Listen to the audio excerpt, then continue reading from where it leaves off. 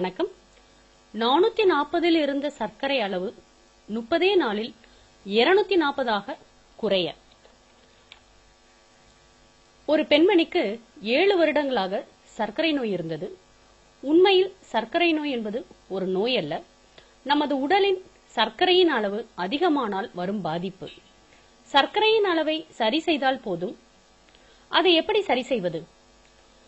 எவ்வளவோ இன்சுலின், மாத்திரைகள், எத்தனையோ ஆயிரங்கள், லட்சங்கள் மருந்திற்கு என்று செலவு செய்வது சரியாகவே ஆகாது. இதற்கு ஒரு தீர்வே இல்லையா என்று பார்க்கும்போது கண்டிப்பாக இருக்கிறது. அந்த பெண்மணிக்கு சுகர் என்பது, அதாவது சர்க்கரை என்பது 440. ஆனால் அவர் ஒரே மாதத்தில் அதை 240 குறைத்தார். அவருடைய குடும்ப நண்பரின் ஆலோசனைப்படி நிலவேம்பு என்னும் மூலிகையை தினமும் சாப்பிட்டு வந்தார்கள்.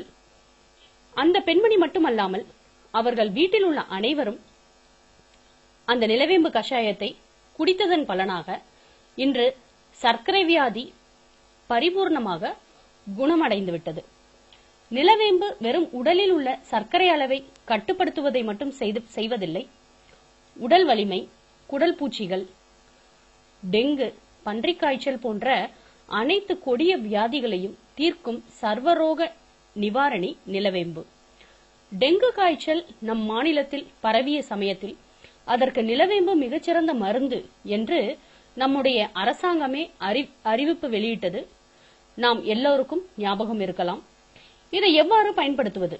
இவற்றோடு கொத்தமல்லி, கிச்சனி தோல் எல்லாம் சேர்க்க வேண்டும் என்று சிலர் சொல்வார்கள். அது தேவையில்லை, விருப்பப்பட்டால் சேர்த்துக் கொள்ளலாம். 2 டம்ளர் நீரில் அதிக அளவிலான 10 முதல் 15 கிராம் நிலவேம்பு போட வேண்டும். 15 கிராம் மேல் போட்டால் ஓவர் டோஸ். அவரவர் வயது, உடல் வாகிற்கு தகுந்தாற் போல டோசேஜ் கொஞ்சம் கூடலாம் குறையலாம். ஆனால் டோசேஜ் குறைந்தால் கூட பிரச்சனை இல்லை, அதிகரித்தால் ஆபத்து. 10 கிராம் என்பது சிறுவர் பெரியவர் அனைவருக்கும் ஏற்றுக்கொள்ளும் சரியான டோசேஜ். வாரத்திற்கு ஒரு முறை நீங்கள் உங்கள் சர்க்கரையின் அளவை சோதனை செய்யுங்கள். அதற்கு தகுந்தாற்போல் நீங்கள் டோசேஜை அதிகரித்துக் கொள்ளலாம். ஆனால் அதிகபட்சம் 15 கிராம் தான் வெறும் வயிற்றில் எடுத்துக்கொள்ள வேண்டும். இத்தகைய சிறப்பு வாய்ந்த நிலவேம்பின் ஆரம்ப விலை எவ்வளவு தெரியுமா? வெறும் 55 ரூபாய் மட்டுமே. சில நாட்டு மருந்து கடைகளில் இதைவிட விலை குறைவாகவும் கிடைக்கலாம்.